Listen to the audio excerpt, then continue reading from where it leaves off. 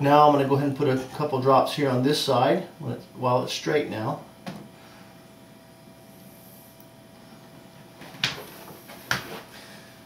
Go ahead and spray that with some accelerator.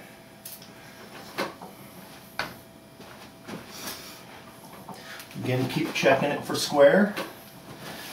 Boy, it's really rigid now. Might as well go ahead and glue the supports onto the side of the fuselage now, the push rod supports. And we'll kind of maneuver those around so that it doesn't flex the push rod too much, but also keeps it off of the carbon structure we just glued in. Needs to come back a little bit here, right in the middle pretty much. We may have to dig it into the foam when it's possible. You may want to glue it to the cross brace, wherever it wants to sit.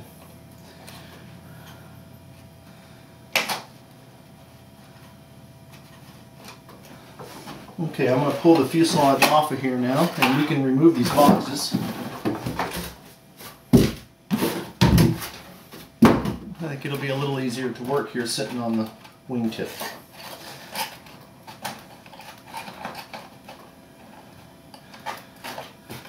And this would be a good time now to put a few extra drops here on the carbon on the fuselage side. It was hard to put enough glue on there without it dripping.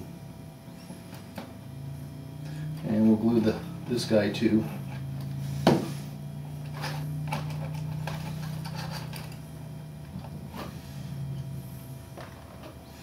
Move it back just a little bit. Get them to sight down the push rod to make sure it's not getting bent and pushed and crooked.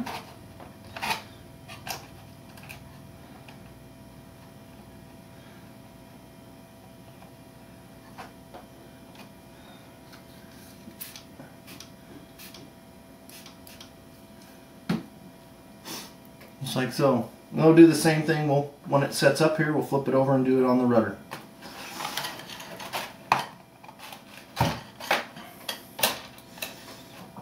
A little bit of extra glue here, and a little glue for the push rod standoff.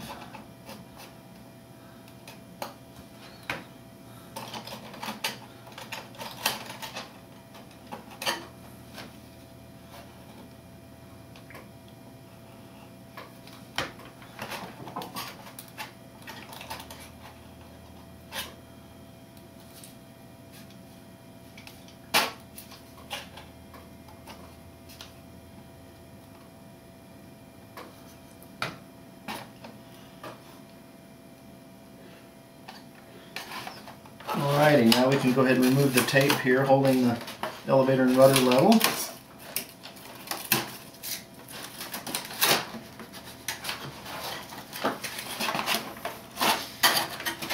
And we'll use that same tape to tape the ailerons flat and level out here at the counterbalance.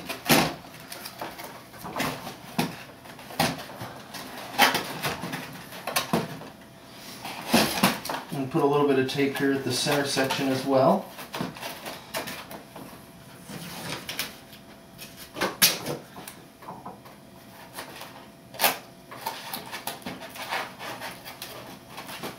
Make sure the tape is folded over across the top too. Well, it's actually folded over to hold it really well. And we're going to do the push rods for the ailerons now. These little short 2-inch guys with the Z-bend on it. Z-bend will go into the horn. We'll grab our little 3/4 inch long shrink tubing, slide it up over, get our Z-bend ready, get our servo ready. Again, the servo lead is going to be going forward with the horn pointing out, like so. So you got the lead going forward and the horn pointing out toward the wingtip on both of them. Make mirror images of each other. So we'll put the regular CA on the push rod. Careful not to drip any on the foam.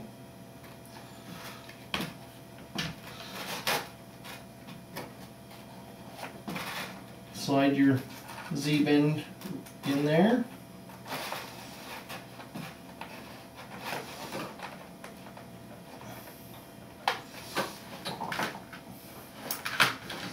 Make sure sure it's going to go through the horn properly.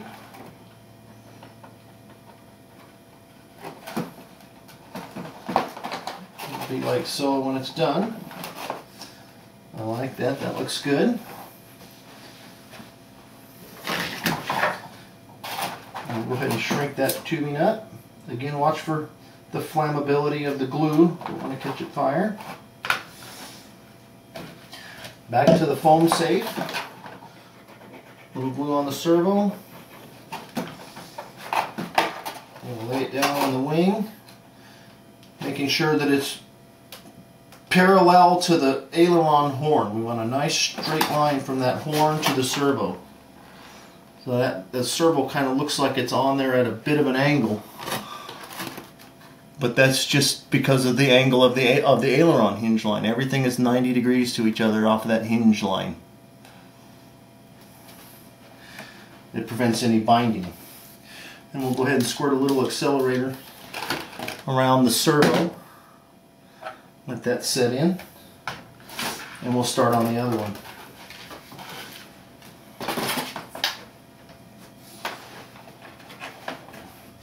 Push rod. Shrink tubing,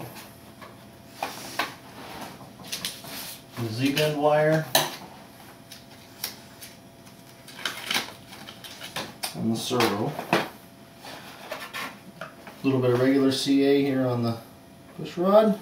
Put the Z-bend in there, pull the shrink tubing over it.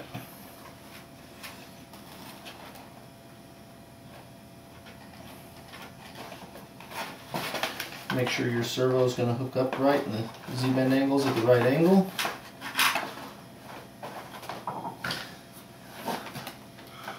Looks good. That'll be perfect. Go ahead and shrink up that tubing. We'll see a foam safe again on the servo.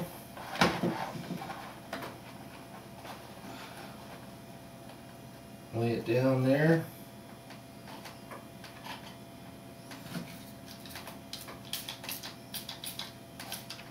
A little bit of accelerator.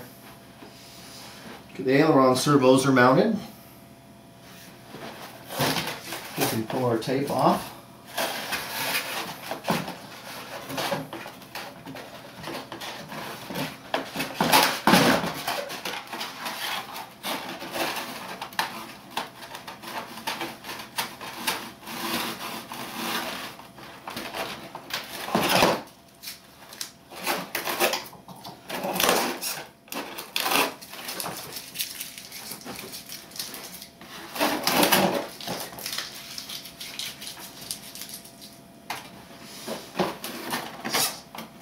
Okay, now that we got the servos mounted, let's go ahead and do the landing gear. Put that airplane aside for now. We'll need these little football shaped pieces of plywood. Go ahead and bust out that centerpiece. Usually push on one side and roll that guy out. Like so. Or you can take a knife and cut out those little tabs. We'll get them like that. Now we're going to take our number 33 drill bit, chuck it up in our drill, and drill the axles out in the wheel. Some guys may want a drill press for this to get it square, but I've just done so many of them, I can do it by freehand. Like so. Make sure that your little 440 stainless steel bolt fits through there and that the wheel rolls freely. It does. And we're going to take our rubber axle grommet, and from this side here, you see the angle on that, this is the inside. I'm going to push that little T-nut into the hole where I use my little pliers and I press it in there and get those teeth to bite. Squeeze that rubber, I mean really squeeze it tight, and it goes in on that side right there. That's the little T-nut. Then we'll take our wheel. It'll thread right into that T-nut, and you see when it's tightened up where the wheel's got friction that bolts right up to the top of that T-nut. Now what I'll do is go back to the regular CA, And I'm just going to put a drop right on that nut and a little bit of